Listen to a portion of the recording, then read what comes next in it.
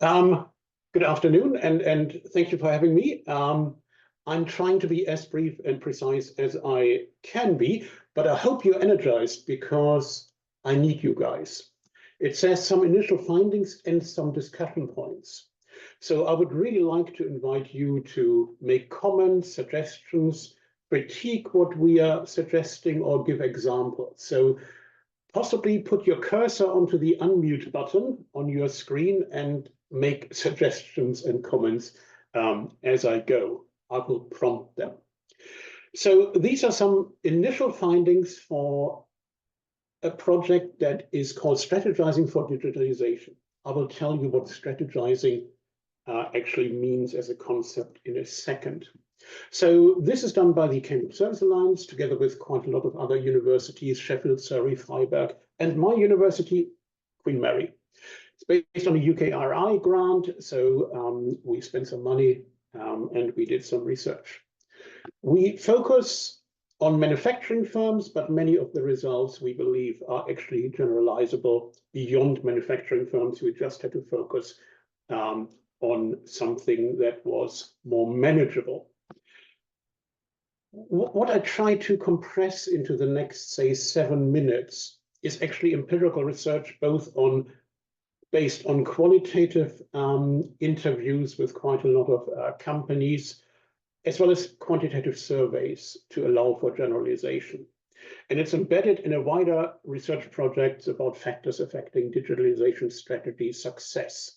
So we are really looking at a very high-level issue. What makes digitalization strategy successful in terms of bottom line performance? And digitalization, I think we wouldn't be talking about this today if it wouldn't matter. When I talk about digitalization, I talk about this strategy with regard to how do we digitalize, which direction we as a company want to go.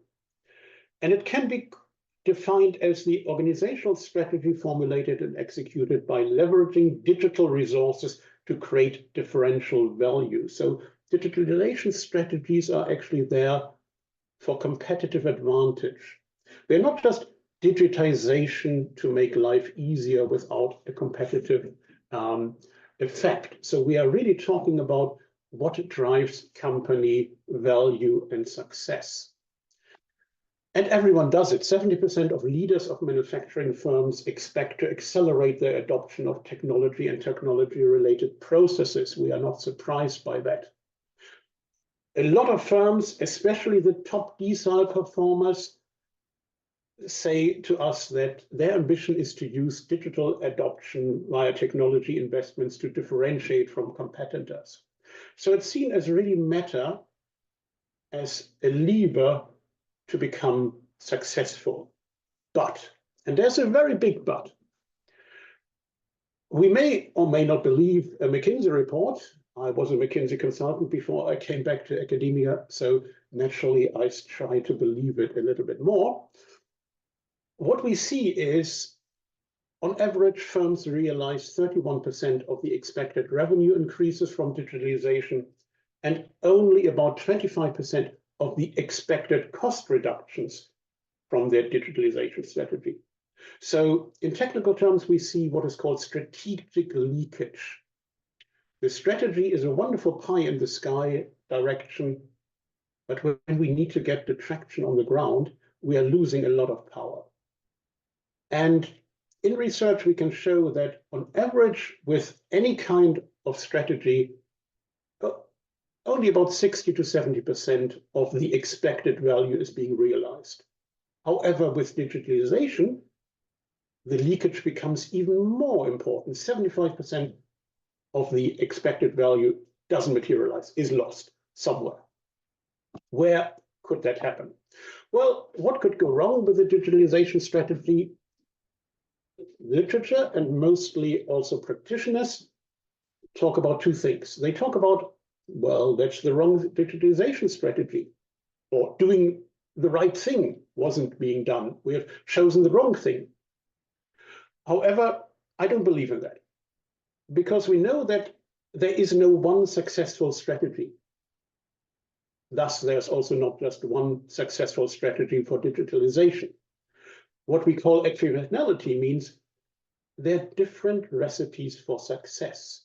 So there's a small number of strategies for digitalization, but they all could potentially work equally well. So it's not about choosing the right strategy, but it's about what you do with that chosen strategy. And that's the second thing. You could then implement that strategy incorrectly in terms of the culture, in terms of the orientation, in terms of the capability, in terms of the formalization, the organizational architecture, whatever implementation means. So you're not doing things right. This is called the strategy conduct fit. So it's about the alignment of a chosen strategy with the right kind of way of implementing it. However, I think there's a third element that we have overlooked.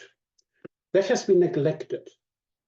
We have focused too much on the what of the digitalization strategy. What is the right strategy and how do we bring it into life? However, strategic leakage can also be explained by looking at the process of how a digitalization strategy actually has come about. So we summarize this issue of how something has been developed under the concept name of strategizing. It's the process of the strategy development for digitalization. This includes formal aspects, writing down, codifying a strategy, but also the informal aspects. How do different managers in a company understand the digitalization direction that that firm wants to go into? It could also be called the performative act of creating a strategy. So in this research, we are looking at the how. What is being done? How is it being done in order to create a good strategy?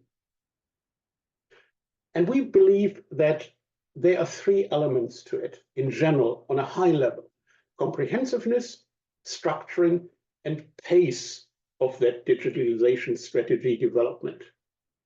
Let's look at each of these in a little bit more detail and show you what we have found about them. So, strategizing for digitalization is about the comprehensiveness of the act of strategizing. We could also call it the breadth of strategy development. How many business units are involved? Are other partner organizations like buyers and suppliers involved? We know about Industry 4.0, which means that any digitalization is not a singular solution with regard to a single actor. So, sorry, Stephan, we've got 5 minutes left. So if you can, sorry.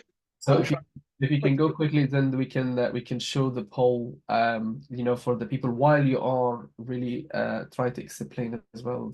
Okay, so the structuring is then the depth of the strategy development process. So where the root cause analysis and the level of detail, the bottom-up development has been actually followed. And the last aspect is, what is the pace? So the speed of the digitalization strategy. Is quicker always better?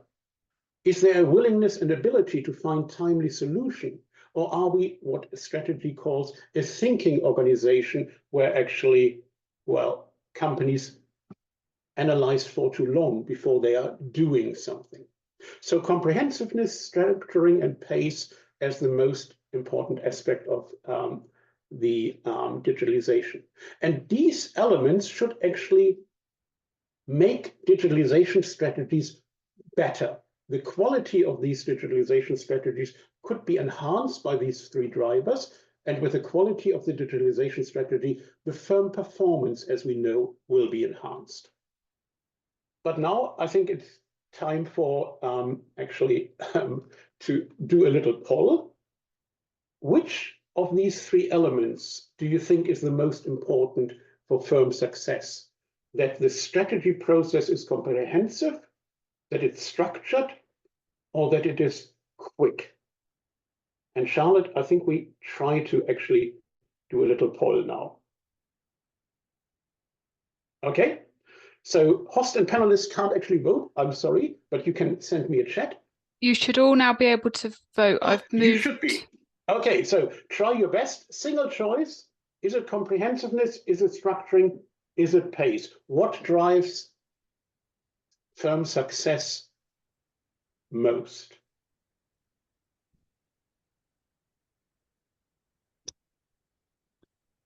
People are busy. Okay, are we seeing something, Charlotte? Yes. Okay. Right, is everyone done? I can end the poll and show you the results. Okay, let's reveal. What does the end the wisdom poll of the and seminar share say? the results. Okay, so it is less pace, less comprehensiveness, and we have a clear winner. It should be structured. Detailed, the depth is what you think drives it. Okay, let's go back to the presentation and show you what we have found in our research. Our research shows that all three process elements matter. They all contribute to firm success. Pace actually is the least important ones, both comprehensive and structuring. Not just structuring, as you suggest, but also the comprehensiveness are strongest drivers of firm performance. Okay. However, if I have 3 or 4 minutes, Mohammed, this obviously is not generally the case. So we need to think about, well, what are context elements? Does it always mean that comprehensiveness and structure is the important part of success? No. When we look at more early adopters, or more mature adopters of digitalization, who already have done a lot on this, compared to those that are in the earlier phase of digitalization, we see that comprehensiveness matters most in the earlier phases, the planning and introduction phases. Later on, comprehensiveness becomes less important. However, structuring, what you thought is important, early on has a weaker impact. It still has a positive impact, but a much weaker impact. And later on, when you become mature in digitalization, it really matters much more. Pace isn't really affected by that. It always has a very small, significant impact, but it doesn't really relate to which digitalization phase you are in. We spoke when Lars suggested servitization as an important aspect for manufacturing about this kind of service growth element. Comprehensiveness as well as structuring becomes less important when the focus on servitization increases. So early on in your servitization journey as a manufacturer, comprehensiveness and structuring, that matters. Yeah. Later on, less so. Again, pace is of no importance. These two I can combine, and this is really my last slide. I know that Mohammed has already sweating on his brow. When we look at competitive intensity and technological turbulence, we are looking at external volatility of the environment in which a company is operating. And we see that comprehensive and structuring, both for competitive intensity and technological turbulence, has a stronger positive impact when there is less volatility compared to when there's high volatility, high turbulence, high competitive intensity. So these are some of the discussion points that I want to leave you with. Everything matters. Depth, breadth, as well as pace matters. However, to some extent, they matter less or more depending on the situation that your company is in. Pace, being timely, being quick, seems to matter much less than actually would have been expected. So if you're interested in this kind of research, and if you have any suggestions, comments, or maybe examples for these suggested effects, please let me know, and hopefully we can also discuss this now.